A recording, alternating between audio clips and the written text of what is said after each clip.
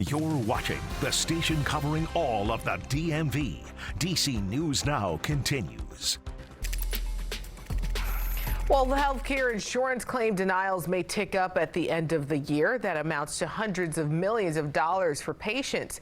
DC News Now's consumer reporter Hayley Milon is stretching your dollar now and talking to Arrow CEO Roshan Patel, who knows the ins and outs of dealing with claims. What is the first thing that a patient should do when they get that denial in the mail or they get that bill in the mail saying they owe something they didn't anticipate? Yeah, the first thing you can do is contact your doctor's office and ask for an itemized bill. And what that's going to do is break down the exact services that they billed to insurance, and you can double check to make sure that that's accurate. The next thing you can do is call your insurance company and find out why the claim was denied, and they'll give you a very specific reason.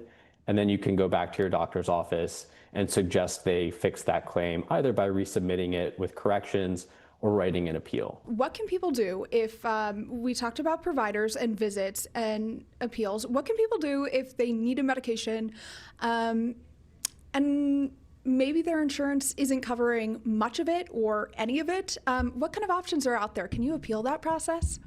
It's a little tough, but you can often see if your provider will prescribe you the generic version. That's usually cheaper. And you can also use tools like GoodRx, which gives you coupons, which give you massive discounts on medication, sometimes up to 90% of the cost. Are things negotiable? You go to the hospital, can you negotiate your bill? Things that we just don't know you can do that you can do. Yeah, absolutely. So if you get a bill, everything is negotiable. So you can often ask your doctor's offices to set up a payment plan or even settle for a lower amount, because typically the doctor's office is happy to get paid something rather than nothing. They don't want to send you to collections. They don't want to make you have a poor experience because they care about you. Yeah, I think you're right. Like we're sort of reaching an inflection point where patients are burdened with so much cost. Doctors' offices are burdened with so much paperwork, and they're struggling with cash flow.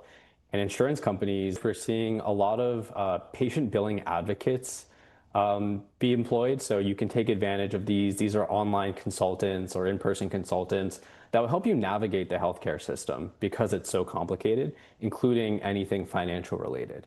So definitely would recommend, if you're feeling overwhelmed, just Google patient billing advocates and hopefully you can find a good one.